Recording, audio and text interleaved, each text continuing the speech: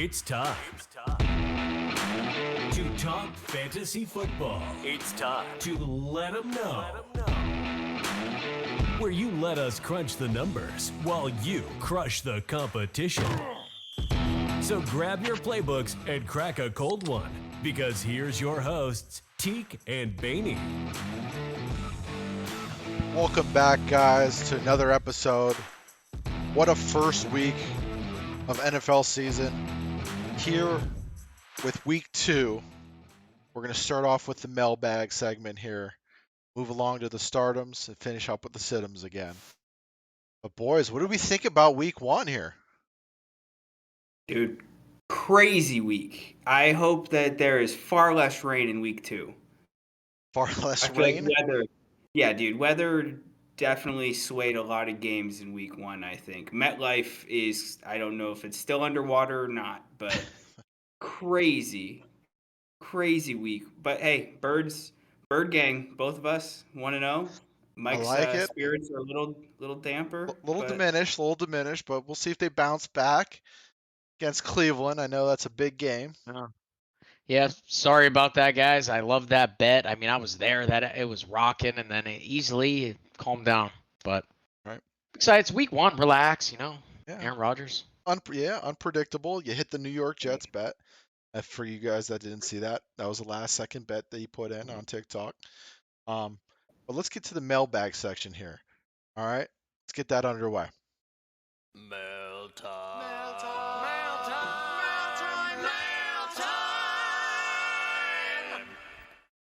So we actually have our first ever video mailbag submission. This comes from a subscriber of ours. So let's play the clip here and see what he has for us. What's up, Let 'em Know podcast? It's your boy, Ship the MoF and Bert, with a great week 1 fantasy question. Who was the most surprising player to come out of week 1 fantasy? Let me know. All right, so in week 1, just to reiterate, who surprised you guys the most by their performance? We'll start with Badge, and Benny, why don't you go right after him? Well, hey, I'm glad you asked, Teak, and I'm glad Ship. I like the question. You boys have been asking all night, what is this piece of paper? Is it a scroll? Is it a Bible? I heard a lot of things. But the answer is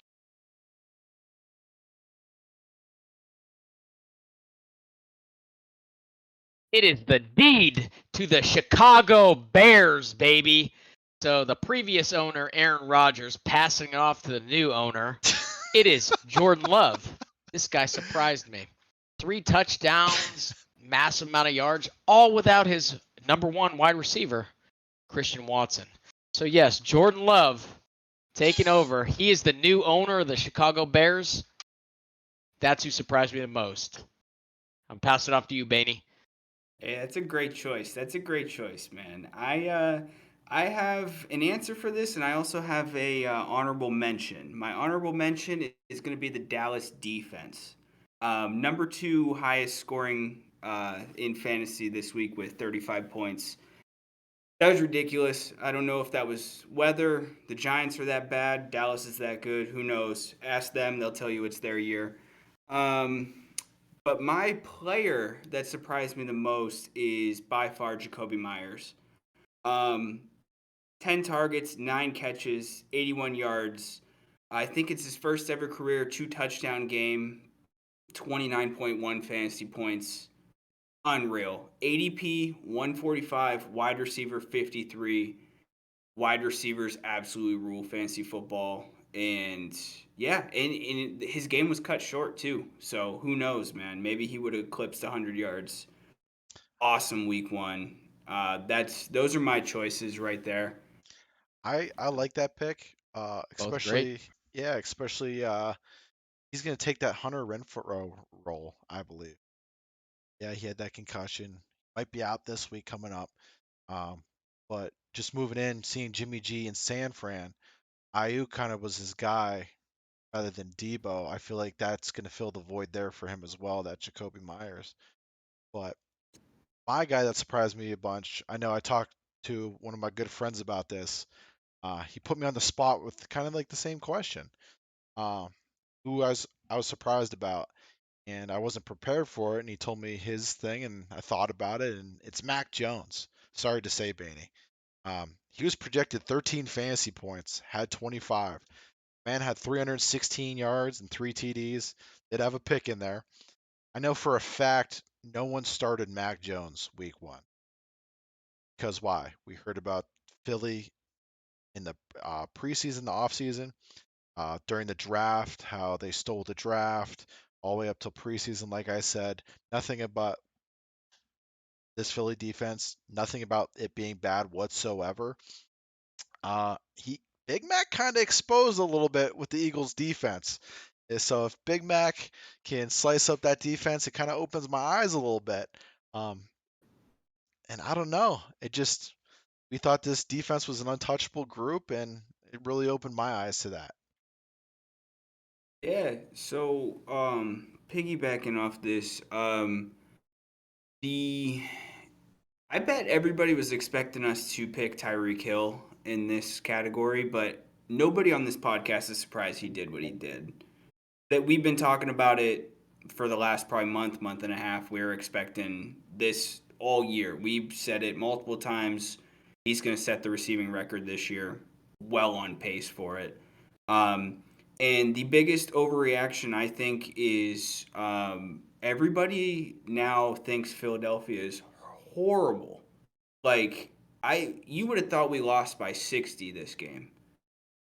Truthfully, Mac tore that defense apart. He made both his tight ends fantasy relevant, and they have not done that in 3-4 years. Those guys, Gesicki and Hunter Henry, looked like Pro Bowlers. And Kendrick Bourne. You would have thought he was an All-Pro wide receiver as well. Defense, I'm concerned, to say the least. So Mac Jones deserves a spot on this list. I agree. Well, it doesn't matter if you win by an inch or a mile. I'm actually glad this happened because coming up, you guys will see I took my best bet with the Eagles coming up -7. For that reason, everyone's low on them. But I do feel, guys, that someone does need to be mentioned here with the surprise mailbag question. How about Joe Burrow with only 6 first downs? T. Higgins, no receptions, no fantasy points. I mean, guys, did we ever see this coming like days after that big contract? I guess surprise could mean bad as well. I'm now like I was fully on board with Joe Burrow's calf injury is nothing to worry about to I am like red level concerned that it's a big deal. Very big deal. Yeah, a little rust there. That's part of my other one that I took the Browns. Yeah, But and they have a tough matchup next week too, so we'll see how that lingers on. If it does, if that calf is bothered, though. But that will wrap up the mailbag segment. We appreciate Ship for that video entry, man. Um, hey, other fans, if you're subscribed, send us your video questions or just questions on whatever YouTube. We're on all socials. Send them in, and we'll answer whatever we can for you. But that wraps up the mailbag. We're gonna go right into the stardoms. All right, moving on to the stardoms here for week 2. Benny, why don't you kick us off with your stardom QB? Stardom QB, we're starting off spicy. We are going Deshaun Watson against Pittsburgh. And I'm going to tell whoa, you why. I'm going to tell you why. Division rivalries this early in the season, I don't get it. I'm not sure I like it. But Brock Purdy had a 91.3 QBR last week, 220 yards, 2 touchdowns. My biggest thing is the addition of Chubb to the pass game because I know Watt's going to be flying at him. I get it. But those little dump offs might be there, and it might be their saving grace. They lost Hayward in the middle. That looks like it's going to be a big deal. Also, like, Watson did okay in week 1. Like we talked about earlier with the rain everywhere. Like that was one of the games that was a heavy rain game. So, but he did look good running. He really did scramble around pretty good. But like I said, man, those dump offs to Chubb, I think, are going to be his saving grace this week. And I am concerned about what we saw in Pittsburgh. And I think everybody, little Steelers fans, the cult out there, I think they kind of got humbled week 1, I think. I think that was a big punch. Before Badge chimes in on this, let me throw a couple more punches at him because I picked Deshaun Yeah. Watson as well. Damn. Uh, yeah, that Steelers defense last year was a thing. This year, like you said, they're a little bit banged up. But how about on the other side of the ball too? Deontay Johnson's out this week as well. Fryermuth's kind of banged up as well. So if they can't even move the ball, Watson's going to have way more opportunities. And what that Browns defense did to the Bengals, which I think is a better high-powered offense, Watson's going to have the ball and more opportunities in his hands that score you fantasy points. So that's my reasoning as well, which is huge. And if Miles Sanders is rocking your offensive line to sleep, I don't know, man. It's gonna be another bad week in Pittsburgh. Dang, dude, you guys are coming at me hot. I'm dodging, dipping, diving. Minka right there, baby. Anyways, hey, I get what you guys are saying. I mean, it was a big eye opener. I mean, I bet Pittsburgh. A lot of sharp money came in on Pittsburgh. I don't know if you guys pay attention to that too. I mean, they play bad.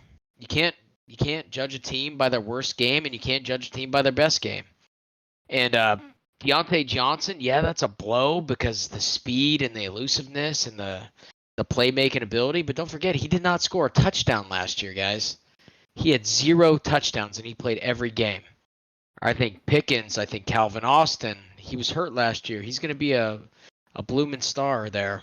Forget Allen Robinson. He made some plays, but with Watson, I don't know. I mean, I think you're reaching a little bit. I mean, Mr. Fantastic over there. what T.J. Watt did to Purdy. He was the only one that showed up for that game. I will say that for that defense, T.J. Watt was the only one that showed up. I think they're going to rally together. And I don't see him losing twice in Pittsburgh. I really don't. But I think it's going to be a dogfight of a game, and it's going to be the typical AFC North battle. But who knows? I mean, I'm not worried. Anyway, moving on to your QB badge. Who you starting? You coming at me next? All right. We both pick Watson. You're the only one left. Okay. Oh, that's right. Dang. Dodging. Anyways, so this is for Teak. Baney, I'm out of line with you right here. I'm going Justin Fields. So the Bucks gave up 400 passing yards to Kirk Cousins. I'm not saying Kirk Cousins is bad. He's a beast. We all love him. He's consistent, Kirk. He's the man. I mean, the Bucks defense against the pass is not the greatest. I think the Bears are going to click. I think he's going to get some rush yards, and we all know that's a recipe for a win when your quarterback can rush for 6. I like him in this matchup. I like the wide receivers. I like DJ Moore. I think he's going to bounce back, get 400 yards, throwing a little rush touchdown here and there. So my starter of the week is Justin Fields. Okay. I have him in my fantasy league, and I am concerned about 2 things. One, the Bears are looking like they did exactly what they did last year at the beginning of the year, which is not let him run the ball for some reason. It took them like 4 weeks last year to understand that he's the best athlete on the field at all times. So that's concerning me that they're not going to let him take the top off with his legs. And the other is when he played the Bucks last, he had 4 turnovers, and they have 7 of those key players still on that defense. And that's like, I love Justin Fields. I bang the drum for him all offseason. I think what he does with his legs is incredible and sets him apart 100% of the time. And as long as the Bears let him do what he did at the end of the year last year, then yeah, he's a great stardom. But yeah, I'm just concerned about that. Like, I did not like what I saw in week 1. I'm still gonna start him. I still got to take that gamble, but yeah, I don't know what the Bears are doing. I don't know. Teak, you want to pitch in? I this defense, man. Tampa Bay is not a defense I think I would take lightly like others. Like you said, 7 returning defensive players on there. I think the addition of DJ Moore, for me anyway, like I said, didn't really affect the Bears' offensive value whatsoever because they don't have pieces around them. So I don't think, like I said before, Justin Fields, I don't think is the greatest passer. I told you to sit DJ Moore week 1. Seeing what I saw week 1, I don't know, man. It might be a duplicate week 2. I think DJ Moore is going to have a rough go. They got to get him screens, whatever they can do, because he is a playmaker. The only thing, like Baney said, if they're not going to let Fields run because they're worried about his health or getting hurt, that's another thing. So I don't know. It's an iffy start for me as well. I think there's a lot of pressure on that Bears team to be successful, and they need to let Fields be the athlete that he is. So, The, like, I mean, he is a threat to like go off every single week. So, I mean, I understand what Badge is saying with this start. Like, his legs are that lethal. Like, it's just solely what are the Bears doing with him? And that's my biggest question as a Justin Fields stock shareholder. What are the Bears doing with him? Yeah, especially with all the hype. I mean, they lost week 1. That's gonna help fantasy owners, I think. Now they're gonna go back to the drawing board and they're gonna say, hey, what worked? We're I going to agree. the end of last season and we're gonna do what works. So that's why ultimately my stardom. But yeah, I see all the views, you know. I hope so. No, I'm not really. I don't have no equity in the Bears offense this year, fantasy wise. I mean, I have a Cole Kmet in one league. But the only person I'm kind of big on over there is Roshan Johnson. I think when they finally see this dude, they're going to give him the reins. I truly believe that. And then they'll have a running game where they don't need Fields to run as much. You'll see him air it out more, hopefully accurately. So, He was running angry. That guy was running. I saw a so, couple of runs. I was at the game. I saw a couple of Roshan's runs. He was running angry. so. Moving on to the running backs, Baney. Who's your starter at the running back position? I think we're going to see a trend, and that trend is start the Atlanta Falcons running backs. Doesn't matter which one. Um, I said it all off season, and I'm going to keep saying it. And I have tons of shares in this guy as well, and that's Tyler Algier. It's not a backup running back. It's a simply 1A, 1B role right there.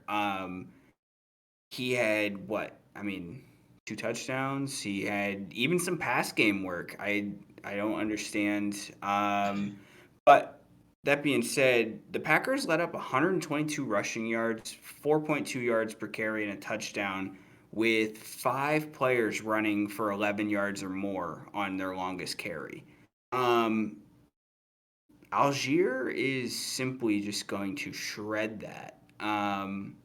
You're concerned about the pass game? Great. Be concerned about the pass game because they don't care. They're just going to run the ball. And that's been their MO, and it's going to keep being their MO. And they have no desire to throw the ball to anybody. So, yeah, if you're going to start a running back, then especially one you can get off waivers that was one of the top scoring running backs behind Eckler and CMC. And he was on waiver wires for most leagues this year to start week 1. So Algier, if you are fortunate enough to have him and Bijan, then start them both because they both went for 20 fantasy points this week. It's a no brainer. It's got to be him, and yeah, Jair Alexander is real. He's a real cornerback that people, I don't know, they just don't talk about. They'd rather talk about some of these other guys, and I think he is probably the number 1 cornerback in the league right now. So, Yeah, I mean, I can't disagree. You guys are gonna see that in the next segment coming up. How I feel about Atlanta's running game. So, I mean, you can't beat that. For me, a lot of people have equity in Drake London. They, I know before the drafts, they kind of trashed Pitts a little bit from his injury season, but it's not surprising to me being a Falcons fan. I'll tell you that right now. Arthur Smith said it last year, and you got to believe him at his word. He does not care about your fantasy teams. Oh, for He sure. cares about I'm one not. thing and one thing only, and that's winning. And if we got to run the ball 70 times a game to do it, so be it. You know, if I'm not seeing turnovers, so you can't bash the guy. Yeah, I'm going to hear a lot in the Twitter section stuff about, well, why would you waste draft capital on these guys, drafting a receiver, tight end? Well, you still got to worry about them. You know what I mean? So there's still weapons out there that, yeah, they might not be using them right now, but if they need to, they will. It's kind of like lesser of evils. Pick your poison. So are you going to stop the run? You're going to let us air it out to the weapons? It's hit or miss, but we air it out. God, I'm hoping I'm seeing more of Ritter. I mean, he was 15 for 18. I mean, yeah, that Manager. I guess I'd like to see a little bit more in the passing, but hey, a win's a win, and I'll take it. Trust me. Yeah. At the end of the day, they aren't playing for us. They're playing for them. Get in the playoffs, get that Lombardi trophy. Um, I ain't worried about Drake London either. I mean, like I said, that run is going to open up that pass. If that run's not working, if it's working, boom. Drake London's going to be just fine. So don't panic about that. So moving on to your running back badge, who do you have week 1 as your stardom? Well, I'm just glad Beatty didn't come at me with Chubb or something. I was getting ready to take some more blows to my head. You know, I almost got concussed from that last one. But thanks for not picking Chubb. So my stardom is going to be Ramondre Stevenson against the Dolphins. Here's why. I mean, I love that matchup against them. I mean, Eckler and Kelly, they had a fantasy field day against these boys. The Finns, they always seem up to give up those points, up the touchdowns, the yardage, everything to the opposing running backs. I expect this to carry over to the New England game. I mean, he's going to have a field day. Who knows? Zeke might even find the end zone a couple times, boys. Um, that Dolphins run defense is poor. So my stardom of the week is Ramondre Stevenson. Yeah, Ramondre was a couple like holding calls away from having a monster week 1 in fantasy. I don't know if anybody watched the Pats Eagles game, but um, anytime he touched the ball and had an explosive play, it got called back, which thankful enough, but it seriously cost fantasy owners in week 1. And he was also sick most of the week. He missed some couple practices. Zeke kind of saw some workload I wasn't expecting to see, especially in the pass game. But yeah, dude, Ramondre is gonna slay all season long. As long as he stays healthy and on the field, they're gonna feed him. We talked about it earlier. I was bummed when they announced the Zeke signing because I was really looking forward to seeing Ramondre's season without dealing with the New England backfield circus that they always have.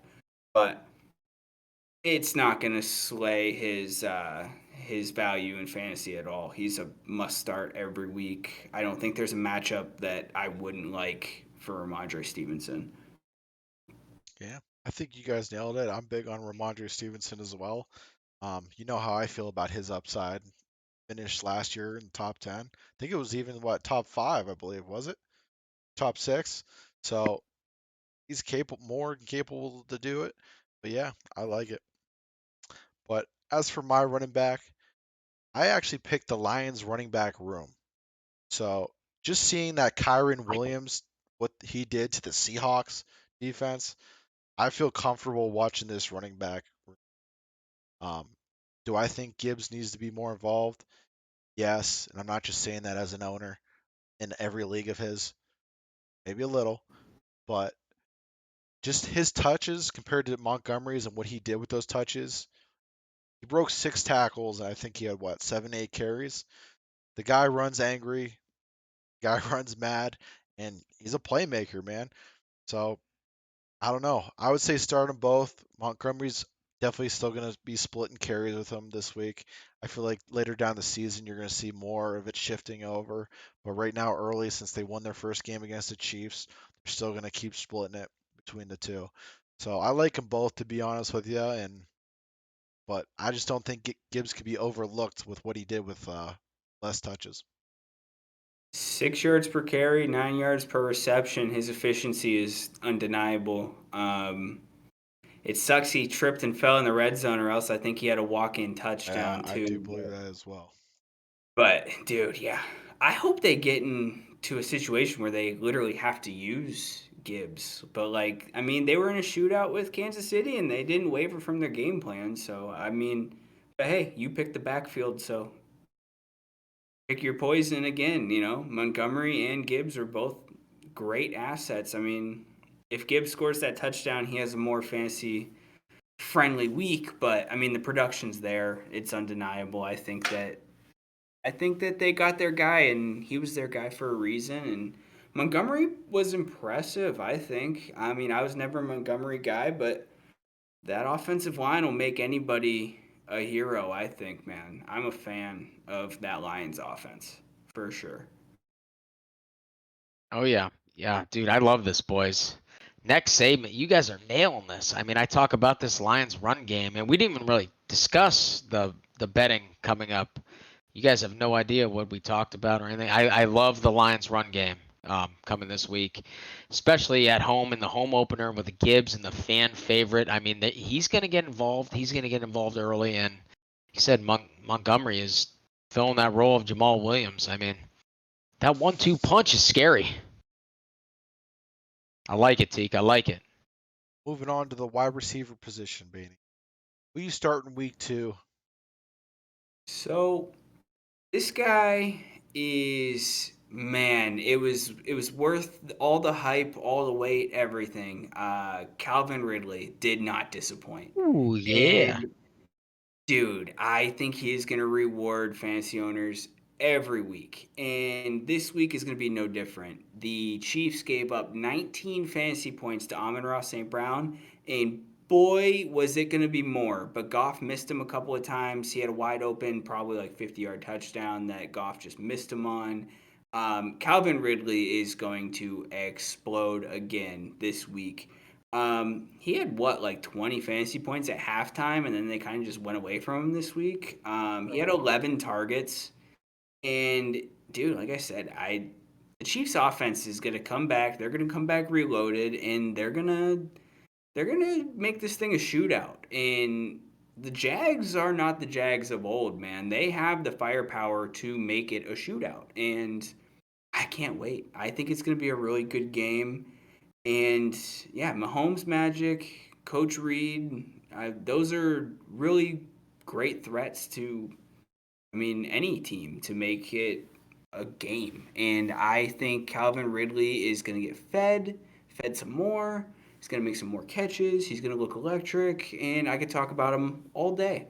He simply is one of the players that everyone was excited for, and the hype actually met expectation. Like, it was awesome to see. So, Badge, how you feel about it?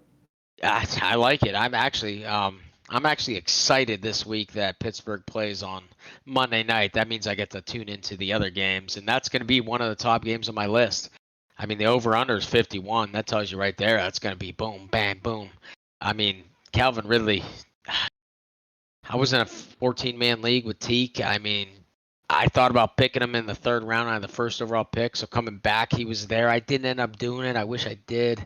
I'm excited for him. So I like it. Him and T Law, I think they're going to do great things this year. Yeah, for me, it's sad to see him on a different team for sure. But I'm happy for him because he does have a QB that will toss him the rock. I think he's going to win comeback player of the year, to be honest with you. He actually, I don't know if you guys compared what he was in Atlanta to now.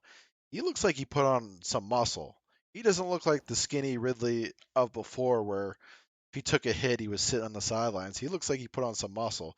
So he might be here for the long haul all every game. So with that, I think he wins comeback player of the year, to be honest with you guys. I see it. A full Do year you, off of training will make that possible, I guess. 2 years. question, guys, question.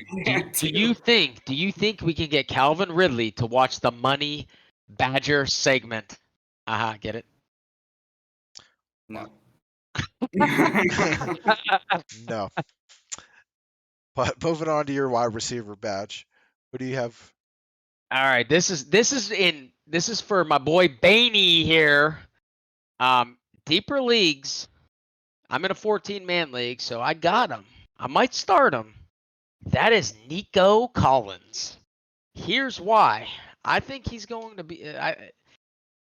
What he did against Baltimore's secondary. I mean, he had 11 targets, 9 receptions, 80 yards. I mean, that's no slouch of a secondary there. I mean, I think he's becoming C.J. Stroud's guy. I mean, this guy likes him. I love his matchup against Indy. I mean, talked about Jacksonville. They put up 31. I think he's going to get 11 targets again, and I think he's going to find the end zone. So that's my start of the week right there, wide receiver. A slogan of the show. We've said it every episode. Somebody has to do it. Why not? So I gave Baney a shout out, baby. Um, I just don't want no part of this Texans offense whatsoever. I think it's well aware what I think about Ohio State QBs.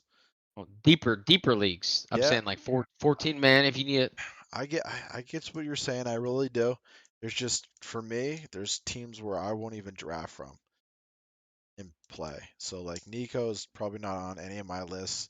Um, as far as the only point I can agree with you on, Texans are going to be down a lot this year.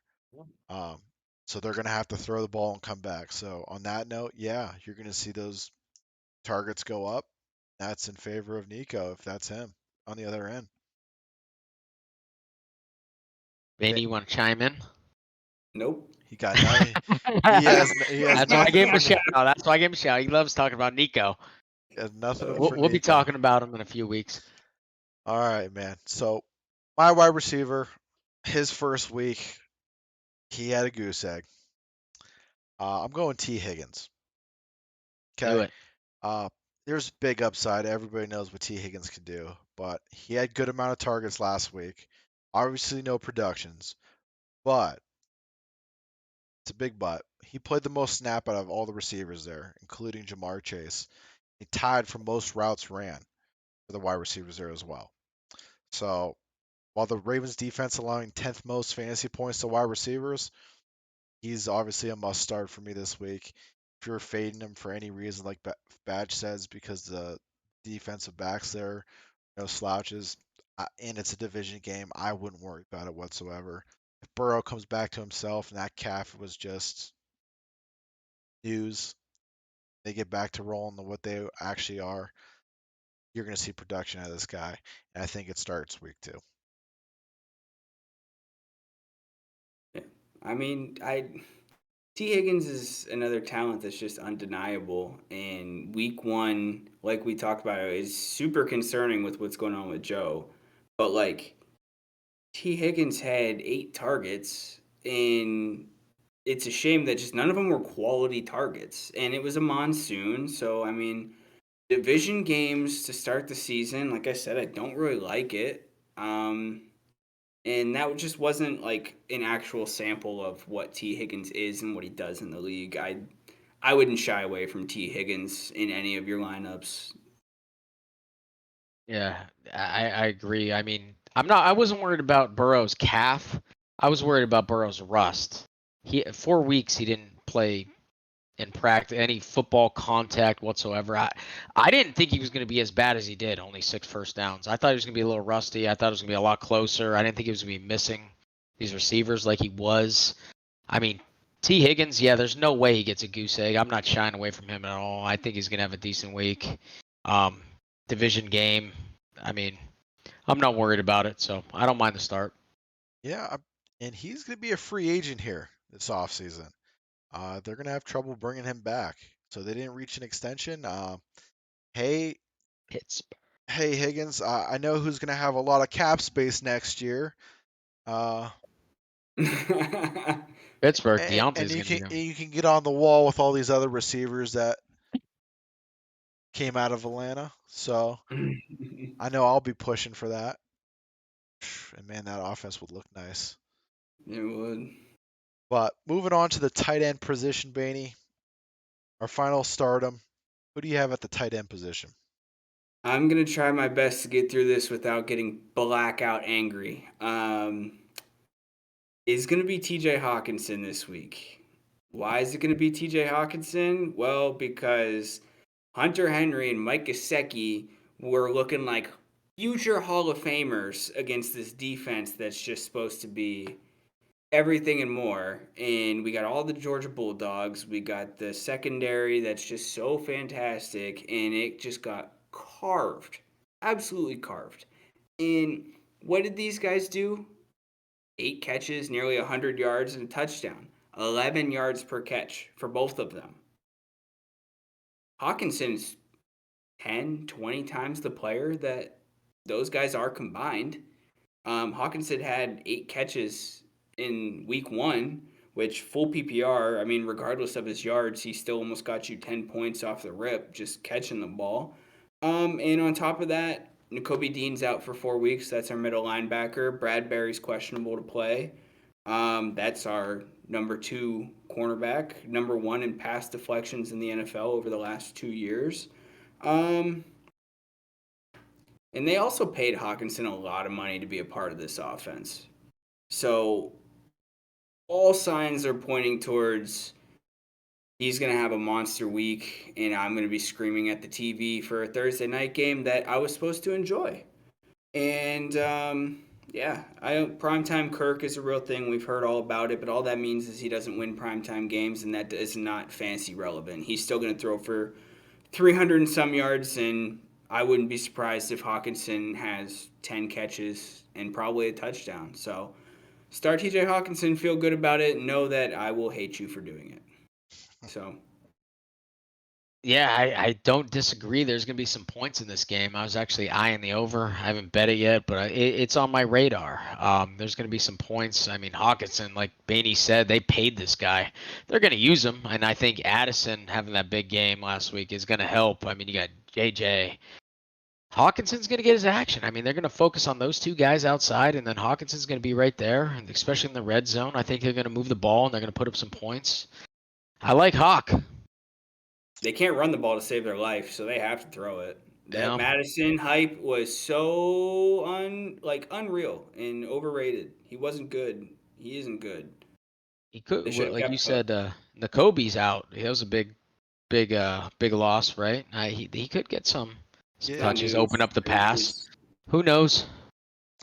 I had Hawkinson as well, and I switched mine because I had a feeling you were Hawkinson, Baney. But yeah, I agree with all those statements.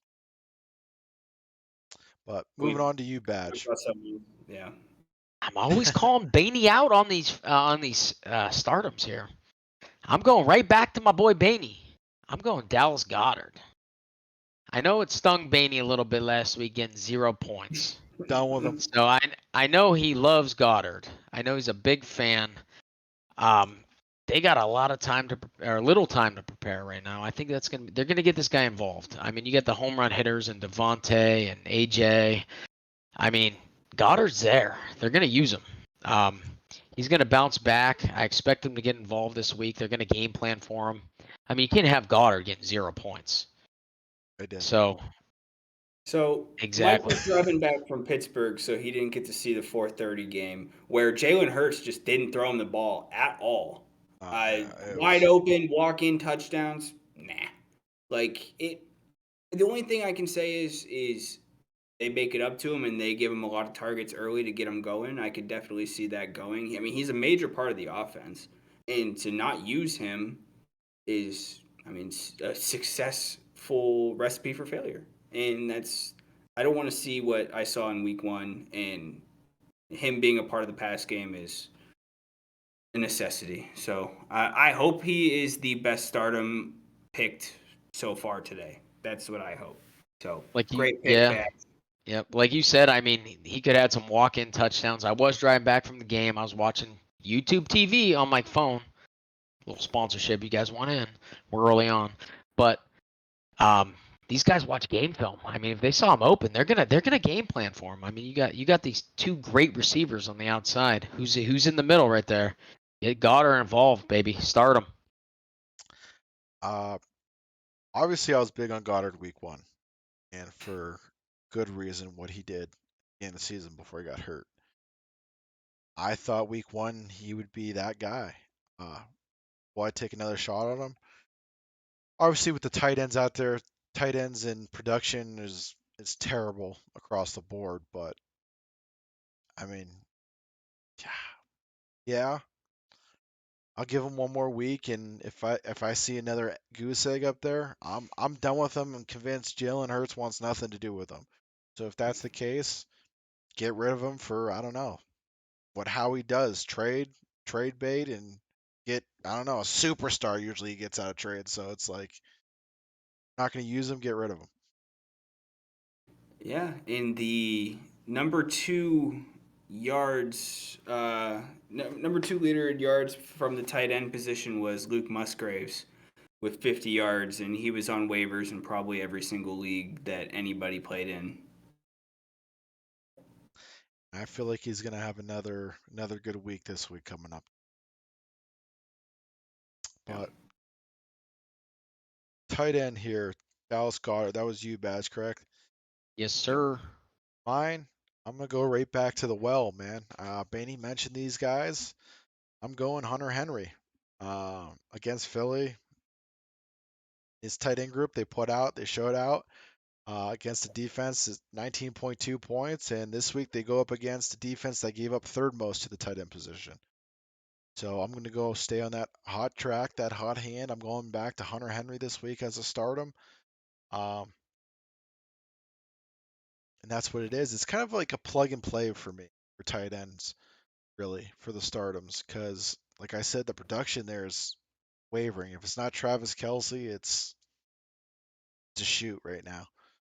So Yeah, and they were praising him all through camp. Gesicki was supposed to be brought in to be the guy, and Hunter Henry outperformed him. And I mean, he had years in the Chargers offense, and then they brought him over and then just disappeared in New England. But apparently, they waited long enough for him to be a useful part of that offense again. So we'll see how it goes.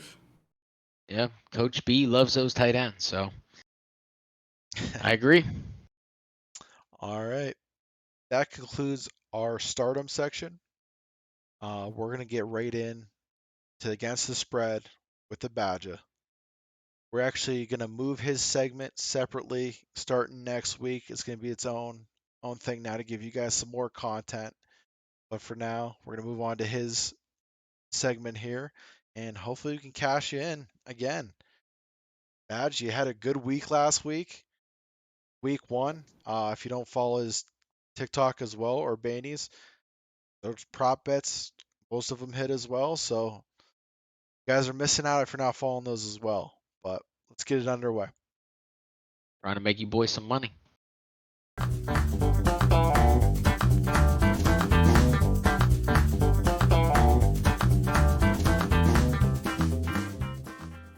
All right, we're back against the spread with the Money Badger. This episode, again, we're going to cover Thursday night game, Vikings Eagles. I believe Badge has 2 underdog bets for us. Is that right, Badge? Yeah, I got 2 for you guys. Followed by his segment, Total Domination, his favorite over under, and the best bet. But before we get started here, Badge, do you have any words to say before we kick this Thursday night game underway? Oh yeah, I want to say thank you guys for all the support, all the comments, all the likes. Don't forget to follow us on YouTube. Let them know podcast. All week, me, Teak, Baney, we're constantly putting out shorts, constantly putting out TikToks. Follow us on TikTok as well. We're doing bonus bets for you guys. We want you guys to make as much money as possible. It's all new. Make sure you follow us. Don't miss out on the action. All right, so you heard it there first. So let's kick it underway. Thursday night game, Vikings Eagles. Who you rocking with here? I'm actually really excited for this one. So the Vikes last year, they were They had a pretty good record, as we know. They were 11-0 in one-score games. To me, I think T can agree that was pretty lucky last year with that defense. That defense was not very good, and I think it got worse.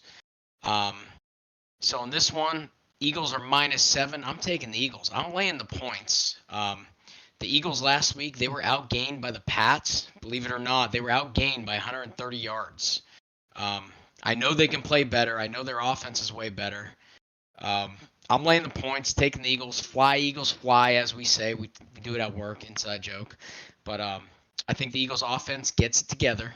They're going to put up some points. They're going to beat the Vikings by 10. Yeah, I'm taking Eagles -7 all day. I can get on board with that. I know the secondary for Minnesota, their corners are looking pretty thin. So with that high-powered offense, they should get that 10 points for you there.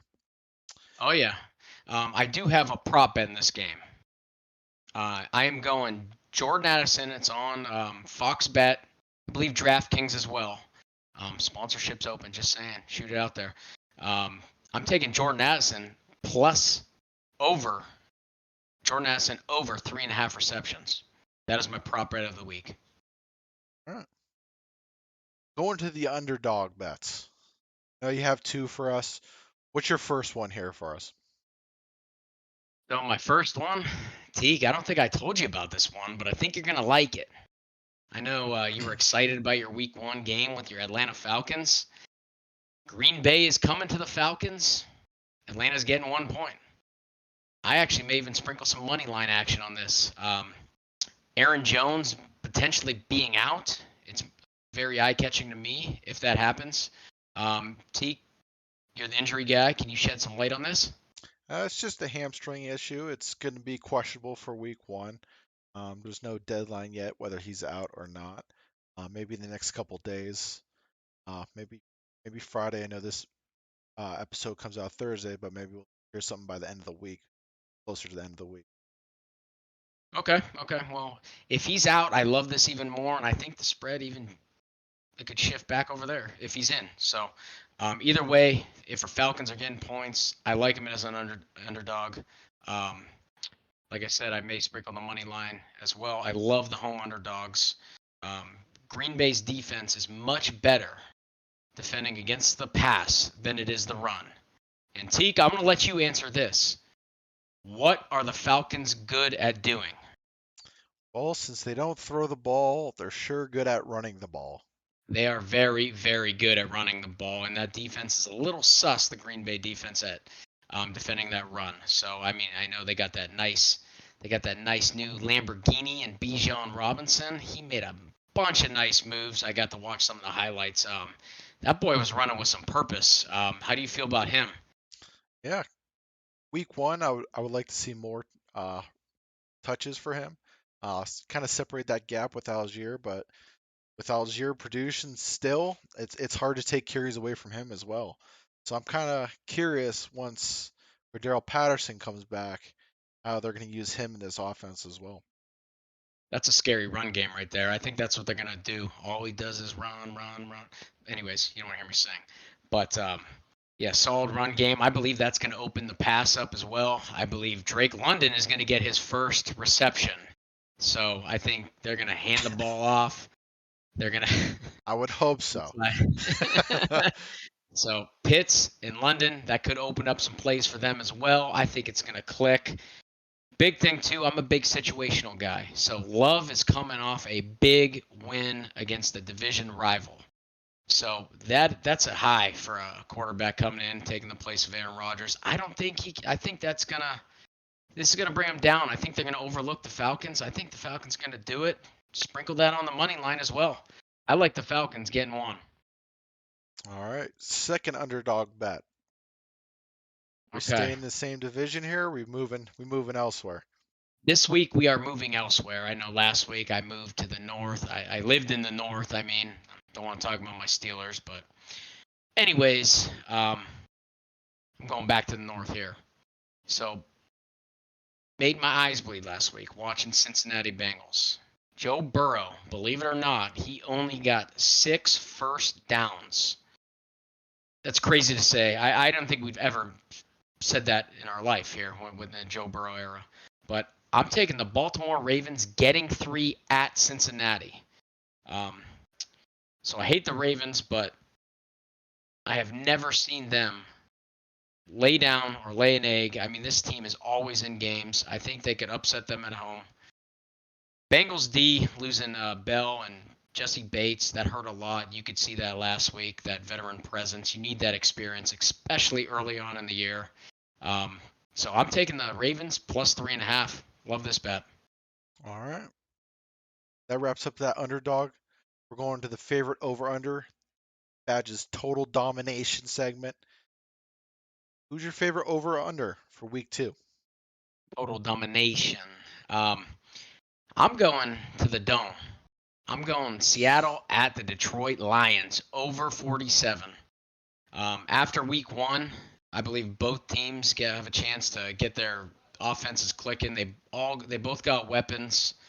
Um, they got the firepower in the dome. I mean, like I said, tremendous weapons. Jahmyr Gibbs is going to be used. I think we're going to see a lot of Gibbs, especially at a home opener. He's a fan favorite. I know Dan Campbell's going to want to get them pumping up. Nothing more to make it more noise and give it to the fan favorite. Get them going early. I think there's going to be 50 points in this game.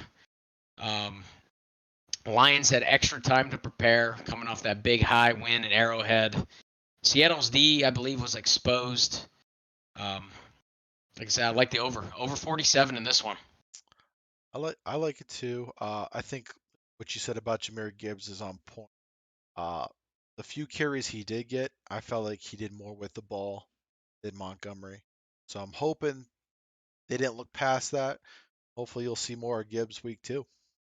Oh yeah, they're going to get this crowd rolling. I mean, I'm not a Lions fan. I was excited to watch the guy. I mean, you get in that dome, that place is going to be rocking. You feed him the ball early, so explosive.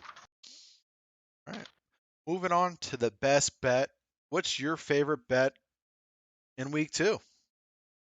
So when the lines opened up, this caught my eye, and then a couple days went on, and it didn't change. Only thing that worried me was it looked too good on paper. Um, Looked too easy almost, but it's still sitting there. So it could change. Grab it now. Grab it soon. I don't sense trap game in this, even though it crossed my mind originally seeing it. I like the Chargers at the Titans -3. I think the Chargers are going to go into Tennessee and they're going to lay it on them. I mean, that offense is so high powered. I mean, the thing that catches my eye too, the Titans drafting Will Levis. I mean, that to me personally says they don't have a lot of faith in Tannehill. What do you think about that? I know we watch a draft together, Teak. You analyze a lot of stuff. I mean, Will Levis, was that a surprise? That was a surprise, especially he's the third QB on that depth chart right now. So not only did they draft him, they don't have faith enough to even put him back up to Tannehill. So Malik Will's proved that in camp that he's obviously the better QB out of the two. I just don't see Will Levis making that jump unless they get rid of one of these QBs. Yeah. Exactly my thoughts. And being Tannehill, I mean, that was their guy. They even paid him a little bit, I thought, but who knows? I mean, the Chargers defense also, it's nothing to write home about. It's not very strong. I mean, you saw what Tua did to them. I mean, they do have some power there, but I just, this one looks too easy to me. That's why I popped in my best bet. I'm all over this. Again, get it now. It could change. It's on FanDuel, DraftKings. Um, David Carr, he didn't play great, and he moved the ball. I mean, this offense, I don't think they're going to stop him. I'm taking the Chargers -3 again. I love this one. All right. So there you have it. The Money Badger gave you 6 bets right there for the week. Stay tuned, like he said, to their TikToks, YouTube Shorts. We're going to sprinkle in some bets throughout the week as well, leading up to those Sunday games. DFS lineups, you name it. We're always doing all of them. So don't forget to hit those up too, to follow us on all socials, and let's get back to it. Get it? All right, that ends the Against the Spread segment. Tell us which bets you like, which bets you don't, and hopefully you can cash in on some of those.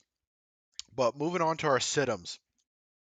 We're going to flip it here. We're going to start with Badge for the sit-ems here at the QB position.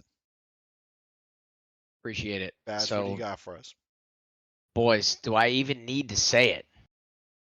Did you guys see what happened to Josh Allen on Sunday night? My sit-em's going to be Dak Prescott.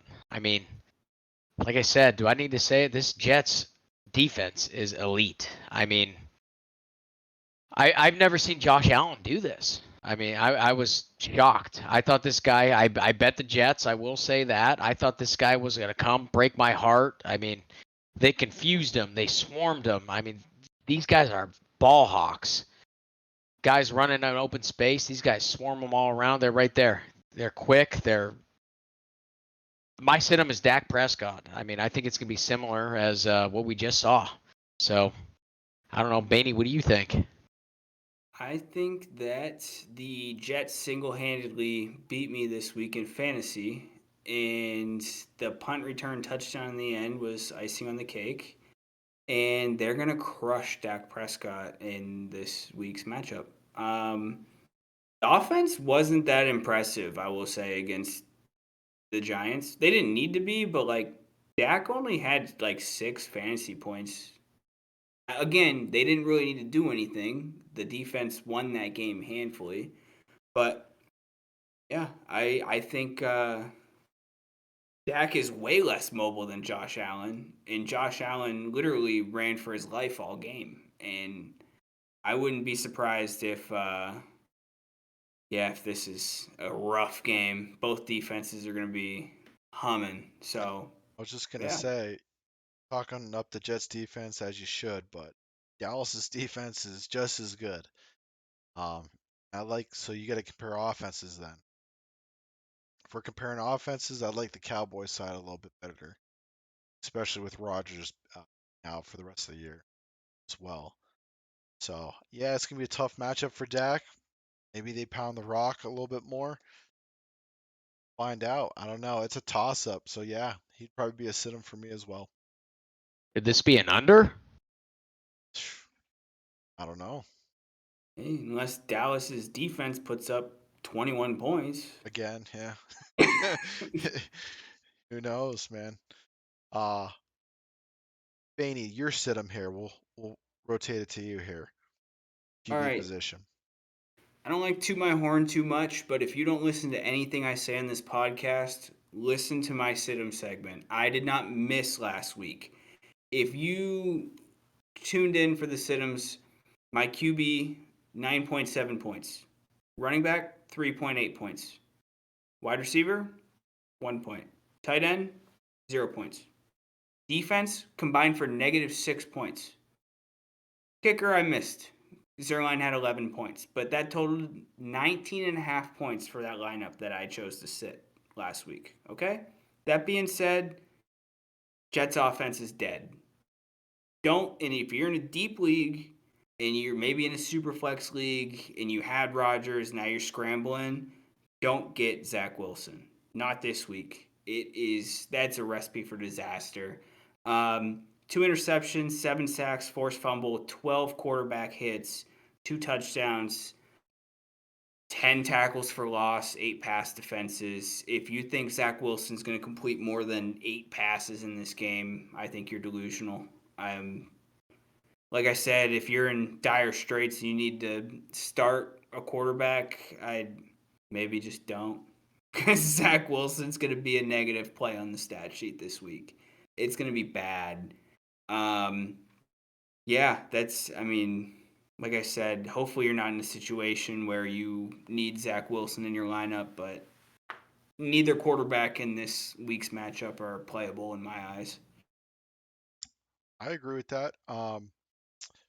Coach came out and said that before they even got Rodgers that Wilson's our guy. Brought in Rodgers, right? Saying it this week too. Wilson's our guy. Might be your guy for Dallas, but after Dallas, is he going to be your guy? That's going to be the main question, and you're going to waste this year with this, to me, one of their best rosters they had in years. And if they don't pivot from Wilson, I believe Garrett Wilson's value goes down tremendously. So if you are a Wilson owner, badge, I am. I would get rid of him for the most you can right now if that's the case, if Wilson's going to be that guy the rest of the season. Yeah, I definitely had some trade offers for Wilson. I mean, one was I don't want this guy to watch it, but I was offered Waddle in the trade for Wilson. I mean, I'm strongly considering it. I I would mean, have broke the phone with the accept button. he didn't send it though. We talked about it, so I said send it. Let me look. Still hasn't sent. Um, big disappointment in the Jets. I mean, we all watch Hard Knocks. I was rooting for these guys, man.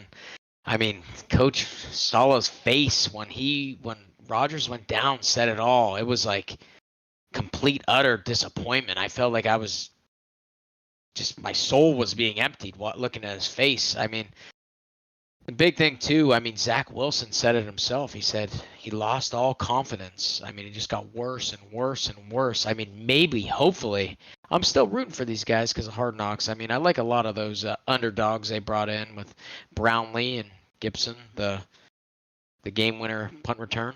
Um, I'm rooting for him. Hopefully, this might have lifted Zach Wilson's spirits up, and he thinks he can do it. I mean, it's all mental. I mean, if you got to believe, if as soon as your confidence goes down, it's done. So, but yeah, I mean, you can't start Zach Wilson right now against that Dallas defense. I mean, I don't think anyone's going to start him in FanDuel. No matter how cheap he is. But yeah, I agree. I am not starting Zach Wilson this week. Hey, and last thing, you will see the graphic on Twitter, Instagram. You will see it. He had a higher QBR this week than Josh Allen and Mahomes. He did. But don't fall for it. It's not going to translate. He is going to be a dead man walking this week. It is going to be brutal. So Yeah, that's that it. That's all confidence I needs got. to go up. Well, for me to pivot off that here, my QB this week, he was my sit-'em week 1. He threw for over 300 last week, surprised me. No TDs though. I'm going back to the well. I'm going Matthew Stafford again. Uh, this Niner defense is a different breed. I'm sure Badge saw it in person. He can agree. It is quicker, it's faster, and they can get to the QB. I am terrified of this defense. And Badge came back shaking. I had to put a blanket over him and tell him it was He okay. did. I'm baiting Stafford week 2 completely. Bro, I was in the second level, and I thought these guys were going to catch me going when I went to the bathroom. That's how fast they are. So, I mean, I, I don't know if we played that bad. The offensive line is terrible. It just threw everything. I don't know. I mean, this defense, seeing it in person and live, I mean, TV, everyone looks.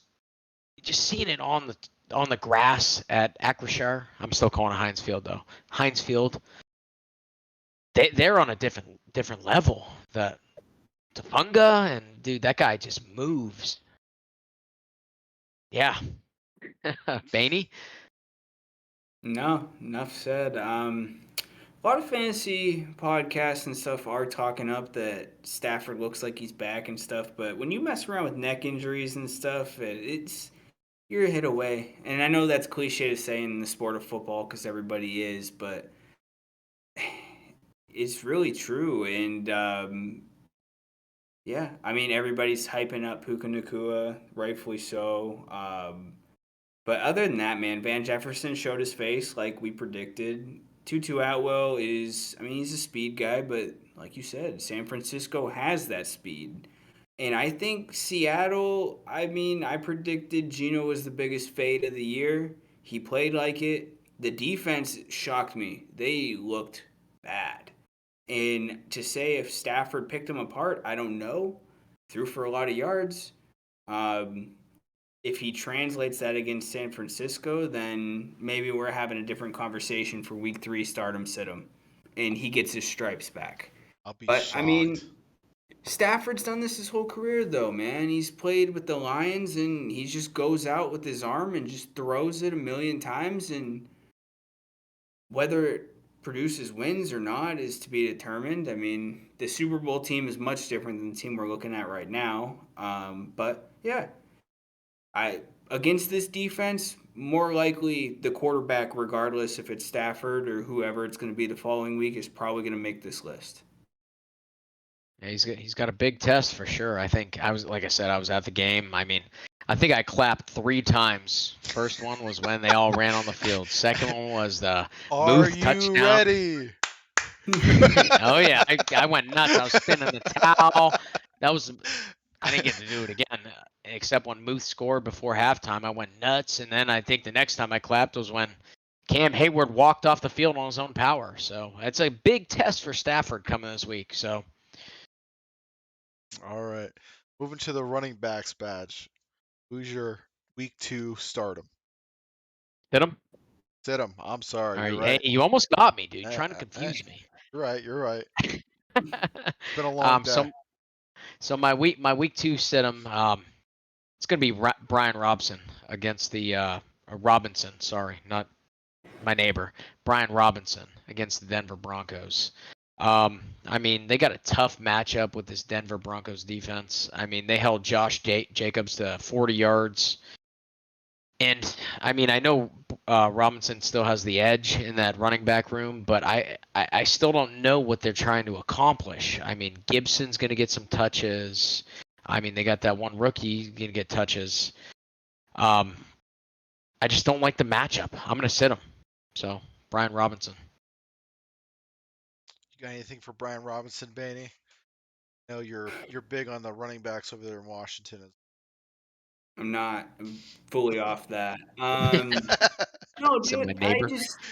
I've been saying this all year. Running back committees are the new thing, and it's going to be super confusing to figure out. Um, I don't think his contribution in the pass game is going to translate. I think he got a lucky receiving touchdown week 1. I don't think that is going to be a trend that continues. Yeah, I don't know. I if you're going to fade a Washington backfield, I'm going to support it 10 times out of 10. I agree. One game on the slate, week 2, that I'm fading is Washington Broncos. I have no interest in this game whatsoever. Yes, Baney? Call me. Um, Samaje Perine outscored some premier running backs in week 1. I just Uh, wanted to throw that out there. here we go. Josh Jacobs scored less points. Just saying. Here we go. So Uh, it's you 1 know, week. If you can glow for 1 week, good for you. Um, stay but tuned. yeah, stay tuned. But someone got the brunt of the carries. Badge. I mean, I'm going to fade this game as well. I mean, I was talking about my neighbor. Hopefully he watches this. Let's get him to sub. I just gave him a shout out without him even realizing, but yep, Right. So had to raise it on that. I see that. I feel like a teacher back in the day here, just calling on you guys. But you're like I said, wow, you threw me through a loop there. Javonte Williams did outtouch P Ryan, which is nice to see. Um, in my eyes, I think Javonte that bell cow once he gets been out of for a year now with that injury, so he's finally gonna get revved up, ready to go. So still, I want no part of this game. So, Baney, any neighbors you want to mention on your running back talk here? Stacy um, McFarland. yeah. So keep it close to home, man. I am sticking to a take that I had at the beginning of the year, and that is that the Eagles might lead the league in rushing and not produce a single valuable fantasy player. The Eagles running back room, fade them. Penny was a healthy scratch. Boston Scott had just as many touches as DeAndre Swift, and Kenneth Gainwell has now missed his second straight day of practice with a rib injury. So, yeah, it looks like everything is pointing to what we already knew, that Gainwell is good when he plays, but can't be the bell cow. DeAndre Swift, we figured out why we paid a 7th-round pick for him. And Penny does what he does, which is not play. And yeah, and Jalen Hurts is going to snipe, the red zone rushes, and thank God for that because we have 5'4" Boston Scott in there. So yeah, fade Philly running back room. Don't be surprised if Swift gives us one great week, but which week it'll be, I don't know. Gainwell had 11 points in week 1. That's great, but it's just you're going to be trying to figure out which one of the 4 are going to be on the field. Find out an hour before kickoff which one's a healthy scratch. If you want to play that carousel, you go ahead. I'm not I at all. I said this before the season started. Understand why so hyped on. I've had this argument with fans. It's coming to fruition. You're not going to use it, and it still holds true. So if you are going to use him, he's injury prone. So the point of getting him, I don't know, just a shiny toy out there, I guess. Kind of like Dallas Goedert week 1, still disappoints me on. But I agree with you. I got none of my. I faded that beginning of the season, and I agree. I think Jalen's gonna snipe the. Said before too. Just the passing league now. Those guys who set the tone, these organizations who set the tone with these multiple backs, especially 3 deep now, getting out of hand. I think I want no part of that room. 100%. Yes. So I've been fading the Eagles running back room since Brian Westbrook. I mean, what you guys just said, I think we got to send this to the Eagles front office. You guys got to get JT, baby. Make that trade. Get JT. So you can sit in Well, the you backfield really and just missed out go. on the Sean McCoy years, bub. Yeah, right. And Brian Westbrook wasn't that bad. He was kind of good. I mean, One of the all-time last time I had McCoy, he was hurt. He blew his Philly. knee out. Yeah, when he wasn't leading the league in rushing, he was. Yeah, I had 12th pick then. Teak, what do you got for us? um, this guy blew up week. He had a monster. I don't think anybody predicted him as he did week. I got Brees Hall as my sit-em. This defense that he's going up against is gonna smell blood. With Rodgers being out, we already went over the whole Zach Wilson thing. I think they stack the box and make Wilson beat him. They have one of the best secondaries there, Dallas. So I have no reason to see why they don't stack the box again, especially what they saw. It's gonna be a nightmare matchup for him.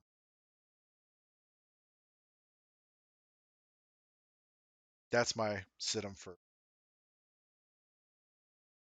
I support that.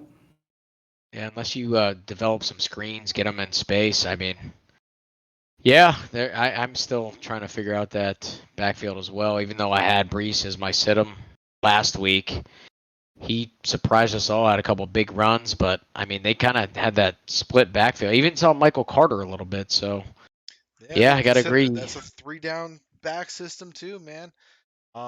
Fortunately, it worked out for the Brees Hall owners, but they consider that Michael Carter their 3rd down back. So splitting series now, I don't get it. Yeah, it was a couple big runs Brees had. I mean, they were clutch runs, but I mean, I thought he didn't look like he had a knee injury, but they're still sharing that time. He looked much better than reports suggested. I'll tell you that. I thought that he was going to be very limited in week 1, and I mean, even if he was still taking the ball down the field. But yeah, we'll see how that knee holds up, man. I don't love running backs that are in their first 2 years with knee history already. I don't love that, but we'll see. All right, on to receivers here, Badge. Who's your Okay, receiver so you're sitting for? so this may be a surprise. because this guy was drafted high. I just really hate the matchup. So fantasy owners, do not kill me. Do not beat me up. And I may be wrong, but I'm sitting Devontae Adams. I mean, against the Bills defense. I mean, look what they did to Garrett Wilson. I mean, I know Zach Wilson throwing to him. But I mean, Jimmy G too. I mean, he had a couple shines to Jacoby, but I would say, I mean, you can't sit him in 10, 12-man leagues, obviously, bigger man league, and FanDuel maybe. But I just don't like his matchup. I mean, they held Garrett Wilson. Other than that touchdown, I mean, they kept him in check. So I'm kind of fading him this week on the back burner, even though some leagues you might not be able to. I don't know. I'm just mentioning him as he's on my back burner. So, Baney, maybe you can give me some thoughts on that. Chime in. I mean, this defense. Yeah, man. I don't know how often we're gonna see superstars named on a Sidham's list. Yeah, I mean, I guess that just goes where your faith goes with the guy throwing him the ball. Carr last year wasn't scared to pepper him no matter what the situation was, and Jimmy G, man, I just don't know. I don't know what it looks like. I don't know if we're even gonna get a definite this week. I mean, Jacoby Myers being out might really sway that, I guess. But yeah, man, I'm not a fan of Jimmy G and what that offense really looked like. I was shocked to see how few targets he got in week one. But like I said, man, I don't know. I like to bet on talent, superstar talent at that. But Yeah, I I don't mean, know. you can't really. This is tough because I mean, you drafted this guy so early. So I'm not saying sit him for a Nico Call. I'm just saying, I don't like the matchup. I mean, That's fair. so Monte, ever see this? There's not going to be any weeks where I'll advise anybody to sit you, dude. Um, I just can't do it. He's a different breed, dude. Um, I'm trying to make a case for you too. Jimmy G is a serviceable QB. I will say that.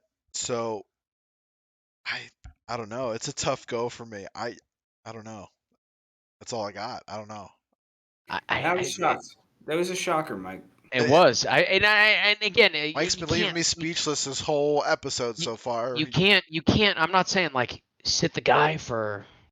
Well, maybe Nico, but I'm kidding. I'm kidding. But I'm just saying, watch this matchup. If you got someone else, I don't know. I don't know. This Bills team is going to be So fired up. You just got beat by Zach Wilson. so Like, hold on. So yeah, you drafted him early, say second round, right? Who are you starting? Give me a receiver you're starting over him.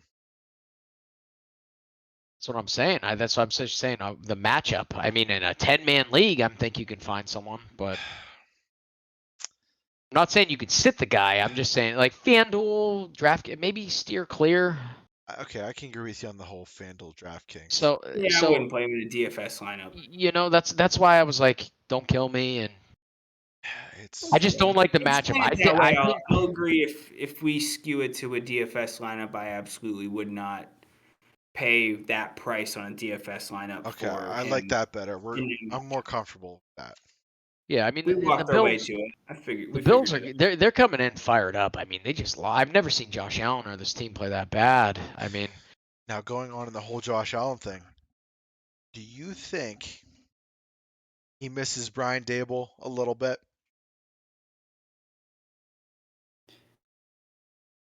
I think something's missing. Because It's you saw bad, what Brian dude. Dable did with Daniel Jones last year. Too much golf. Too much golf in the off season for Josh Allen. So you saw what he did with Daniel Jones last season. Do you think he misses Dable there in Buffalo? Yeah, I think it yeah. goes without saying. I think so. I think Josh Allen and the Bills are gonna be fine. But I think we all agree there's something in the air there between the chemistry. I mean, I sense it. I mean, you saw clips of Diggs talking to him. I mean, he was encouraging him, but I didn't. There's something going on. You guys get that feeling? a little bit. This is not the same It's offense. well documented here. Yeah, we talked about it on other episodes. It's just, I But don't actually know. seeing it though. I mean, Yeah, something is wrong there, and I don't know what. I mean, the reports of Diggs are false. a They're saying, and lot of I folding don't know. tables were marked safe that last game. So that's all I'm saying. Yeah. There was no firefighters there, so But Bainey, who's your sit-em for week 2 for the Yeah. wide receiver? My sit-em is not really going to need much detail or coverage. We've talked about this offense at length from positives and negatives. Drake London. We talked about the Jair Alexander effect being very real. The craziest thing is that's not going to be his toughest defender he's going to have to face. The coach shutting him down, not giving him targets every week is arguably a tougher matchup for him than Jair Alexander is. Um, but yeah, I mean, Ritter out targeted Drake London in week 1. He had 1 catch, and I don't understand it. The pass offense, I was super on just begging for league average passing.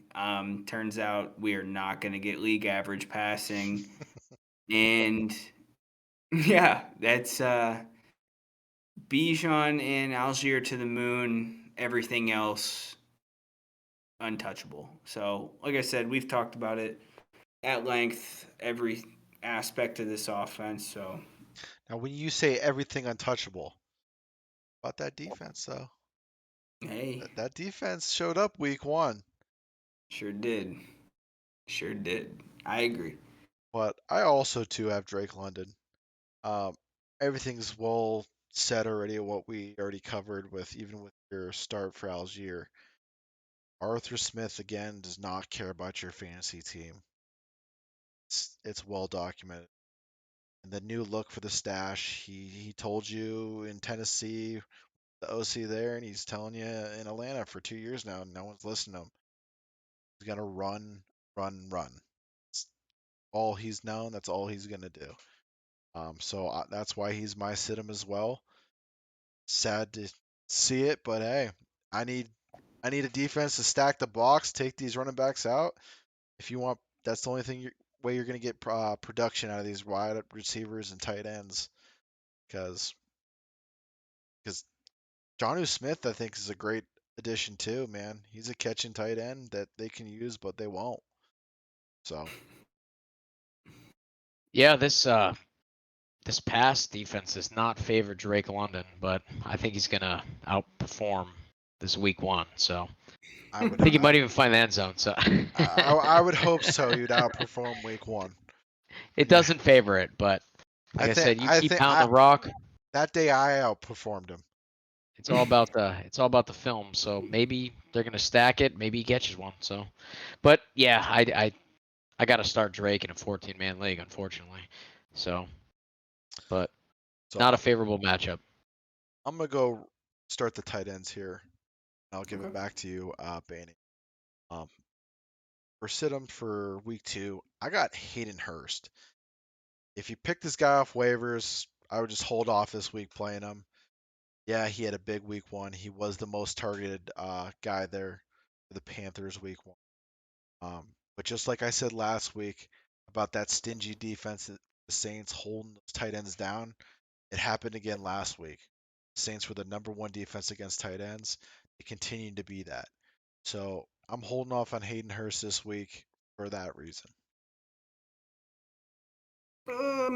I agree with the Saints' defensive points. The only thing I'll resort back to is tight ends are the safety blanket, especially for young quarterbacks. And unfortunately, there's not much talent outside of Hayden Hurst, which is crazy to say out loud.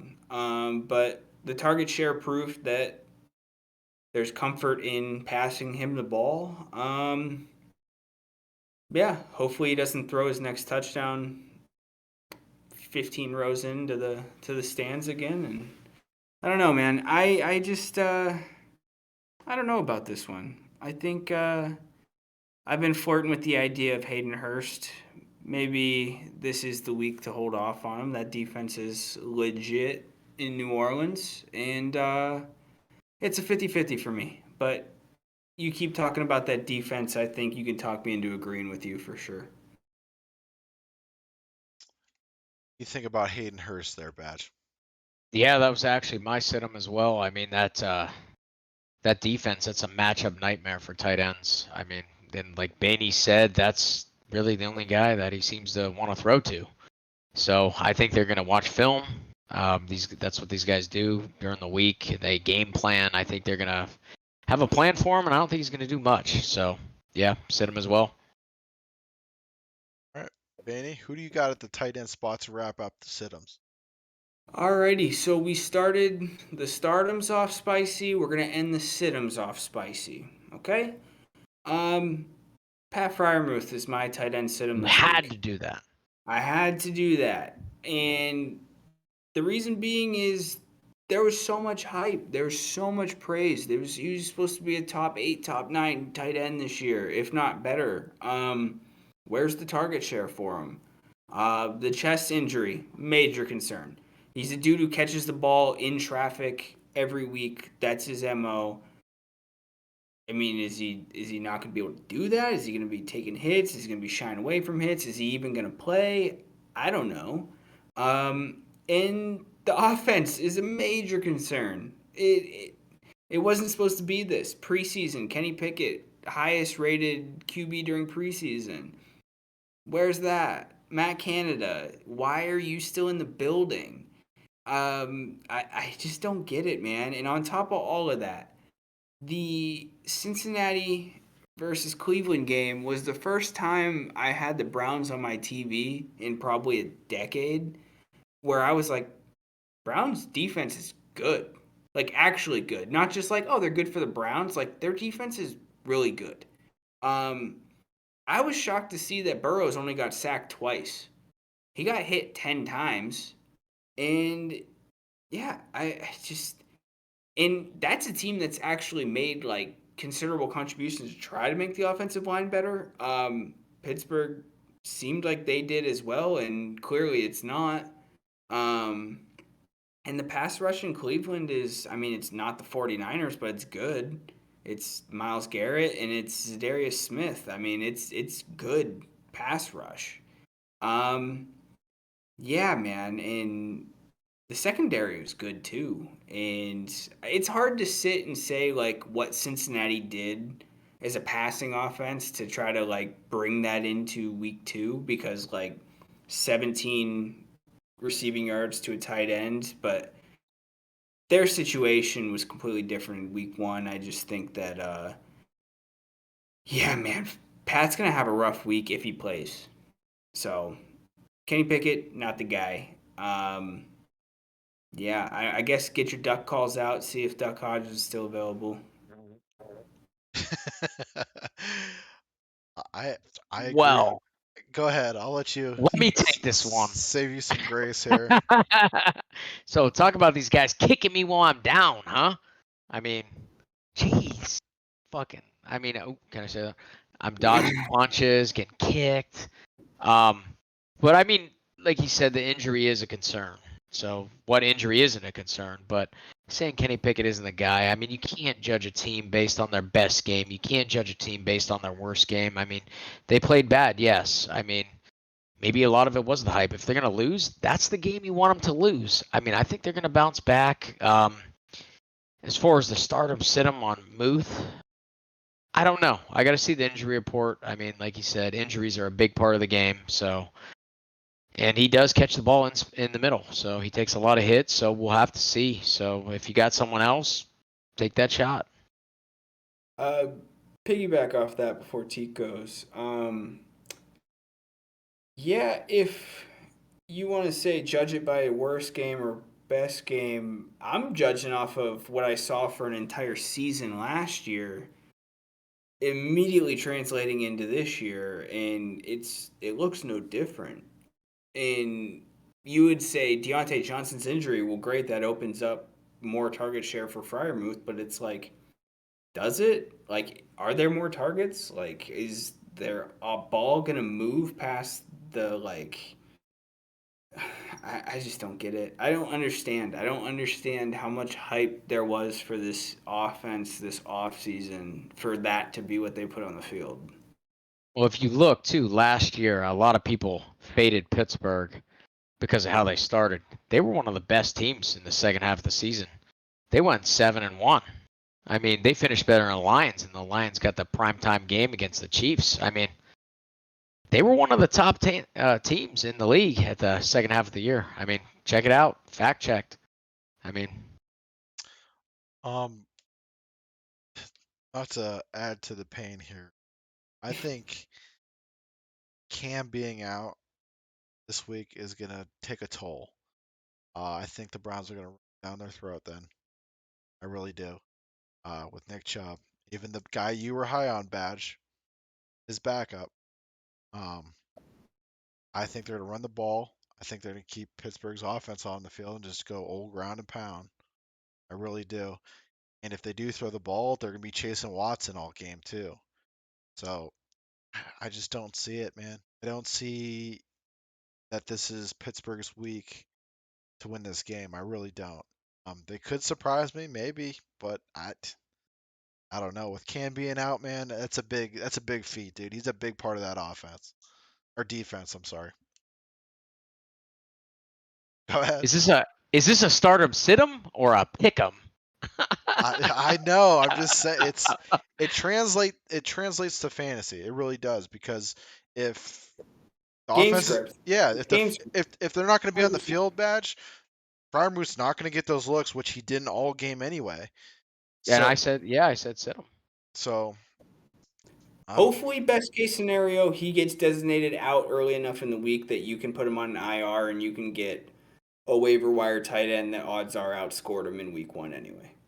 Whether it's Laporta, whether it's what's his name up in Green Bay, we talked about him earlier, Musgraves. It's as simple as that. Best case scenario, he gets an out designation early enough in the week, and we don't push this to a game time decision. yeah, I mean, I know a lot of people are high on Pittsburgh this year too, man, as like their sleeper pick, but if they follow suit from week 1 and they don't get this win, I'm hitting the panic button a little bit, man. I really am. Yeah. Like I said, I mean, you're playing number 1 team in the power rankings week 1. I'm glad it happened. So, and back to the last year, I mean, like I said, they were one of the best teams in the league second half of the season. Look it up. Fact check me. It's a new season there. It is. It's It's in the past, man. They brought in new guys. Everybody brought in new guys. Guys left. Patrick Peterson giving up TDs is not a good look either. I know you were hyped up It's on another him. trend that has. I really wasn't carried hyped. I over was from hyped up last on him to work with Joey Porter Jr. But But we'll call this new season riled up. but that does end our sit-em and our episode. Appreciate you guys viewing. Last episode was our second highest episode viewed. We appreciate all the views. Please, if you don't have a YouTube account, make a YouTube account. 70% of you guys that are watching are not following, subscribe to the YouTube. So please hit that button and hit that bell for notifications when we post. Like I said, we post shorts, we post TikToks all up on that YouTube channel for bets, funny posts, our DFS, DraftKings, Best Ball, everything goes up on those shorts as well. Even in the community section, post injuries, waiver wire.